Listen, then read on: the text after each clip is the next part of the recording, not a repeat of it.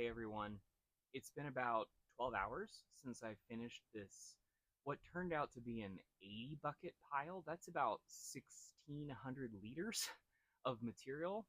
So I'm a little sore today. I had a chance to get out and see a movie and relax last night and get some sleep and take some painkillers this morning. But the pile is made, and I think that the moisture content is actually pretty good. I gave it the old squeeze test today and had just a couple drops come through my fingers when I gave it a good squeeze at a few places. And it's actually already 10 degrees Fahrenheit, which is about 5 degrees Celsius above the ambient temperature.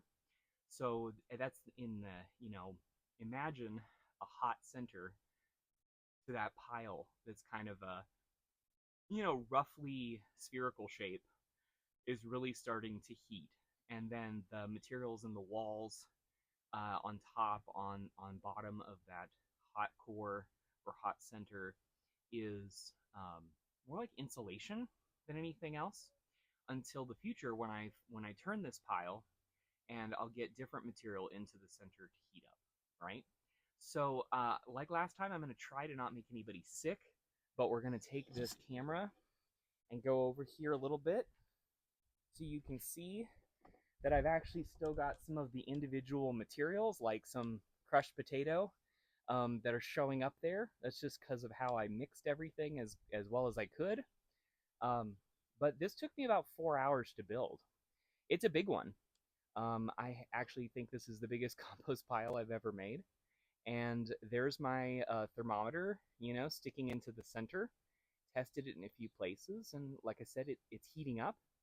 So what I'm going to do is actually wrap this pile uh, in loosely in a silver colored tarp, because here in Idaho, it's right in the sun. It's in one of the sunniest places in my garden, actually. But here in Idaho, you, in order to get the maintenance of the moisture right, you really need to protect the pile with a couple layers of good tarp material.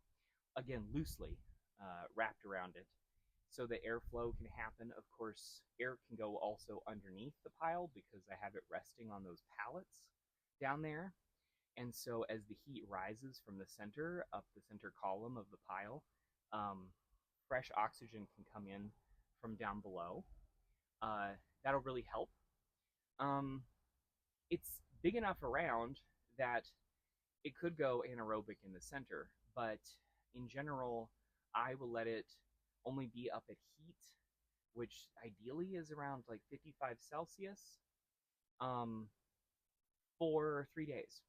And then I'll get out here and I'll scrape the material off the top, and I'll remove the what was previously the hot center, and then that will become the new base of a flipped pile because it's already really been biochemically activated and all the organisms.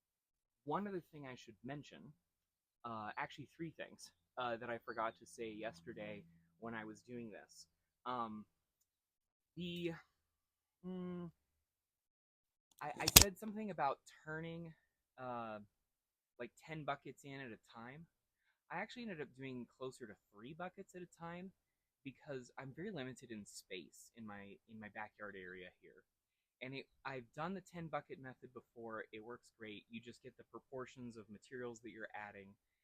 But with this time I really ended up putting 1 bucket of aged woody material and then 2 buckets of that kind of rotting leaves and food scraps.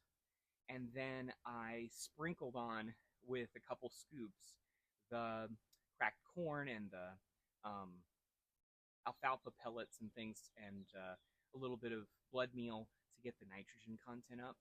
My ideal here was to end up with maybe, say, a 25 to 1 or 30 to 1 carbon to nitrogen ratio.